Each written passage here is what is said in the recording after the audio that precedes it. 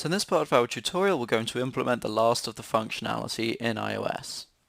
So we're going to implement the last two methods to perform the calculation and display the results. And these methods are going to be the calculate and the print methods. So the calculate function or method will calculate our final investment, and that's going to be the formula that we saw before, and it's going to store it in a variable which the print function will then assign to the label.text field. So before we passed text from the text fields of those input boxes, now we're going to assign this variable to that text value of the label instead of the input texts. Now we're going to implement the final part of the functionality of this app. So this is going to be the calculate final investment method that we have here. This is going to be the part that actually performs a calculation, and that we'll call the print function, and that will actually assign the label text to be our final value. So let's jump right in. So in the calculate final investment function, I'm just going to lower this a couple of lines so I can put my code here. And now we're going to actually pull up the calculation. So if we go back to the page with the formula on it, this is the equation that we want to input. Okay? So to do that, we're going to actually have to call one of the built-in math functions, which is the power function. So let's just start off. We created our variable final investment. This is going to contain our final value. Okay, so that's going to have final investment is equal to the principal investment, and here we have principal investment, and it's going to be basically 1 plus the interest rate over the number of times compounded to this power. So we have this multiplied by that raised to some power. So this is going to be the interest rate times the compounds per year. Okay, this is this part of our formula, and in fact this is 1 plus interest rate times compounds per year. If we want, we can put this in the extra brackets just to make sure that the order of operations is being observed. Now we'll be invoking the power function now. So rather than just doing this and then having our power over here, we have to call the power function. We do that by calling system, and we'll call math, and we'll call power. Okay? Now, what this function is going to do is it's basically going to take in, let's see if we can get the info on it here. It's going to take in two inputs, two parameters, and if we look here, it says it takes in two doubles. So it takes basically the first double and raises it to the second double. So if we have our first one here, which is going to be, if we go back to our formula, we're going to have this raised to this. So we'll have to have our power function, and then this, and then a comma, and then this. So we have our interest rate times compounds per year, and now we're going to have our compounds per year times the number of years. Okay, so this is going to be compounds per year times years invested. Okay, if we want, we can put these in brackets just to, again, make sure that it's the proper math being performed here, but those extra brackets are not necessary.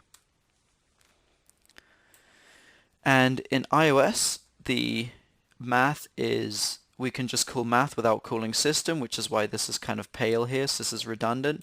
We can take it out or leave it in, it doesn't really matter. In my case, I'll just take it out. Okay, so now we have our equation fully laid out. So we have our principal investment times 1 plus interest rate times compound per year, and that's going to be raised all to the power of compounds per year times years invested.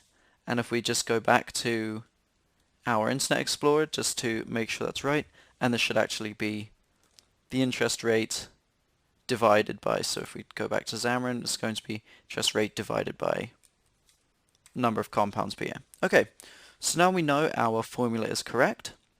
The only thing that we need to change is that if we go to main storyboard, we will see that, and it's going to, there we go, it's loaded. We'll see that the input's going to be in a percent.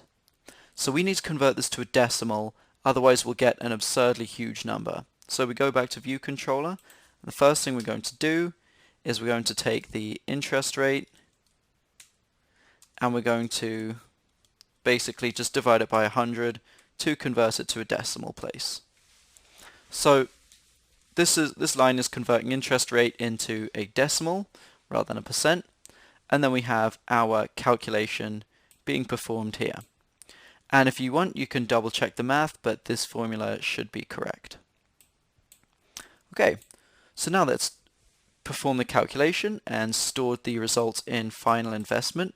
It's going to call the print function, and now we want to print it out. So as I discussed before, the print function is just going to basically rename the text in our label. So basically what we'll do is we'll do label final investment dot text.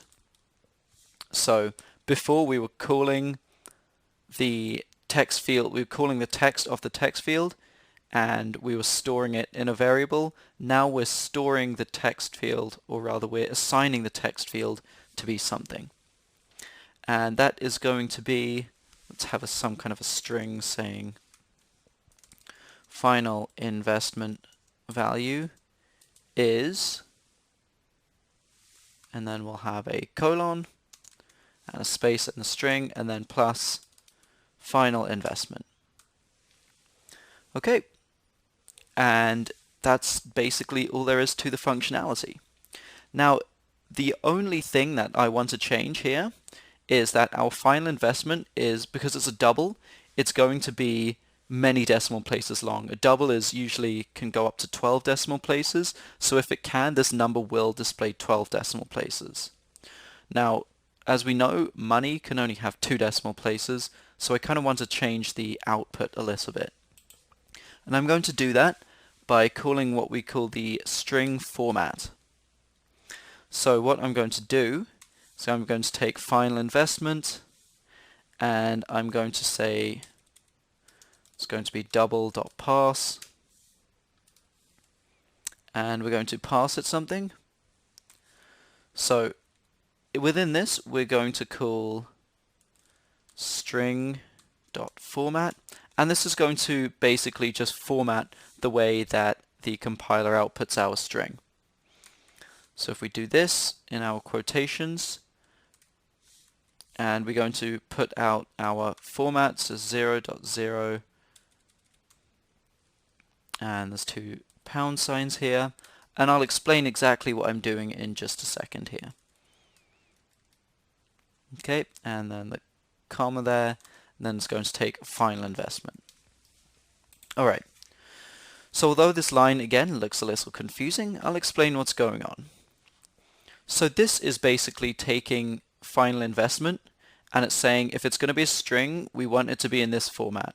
So it needs to have at least one number in front of the decimal, at least, and it has an optional 2 decimal places.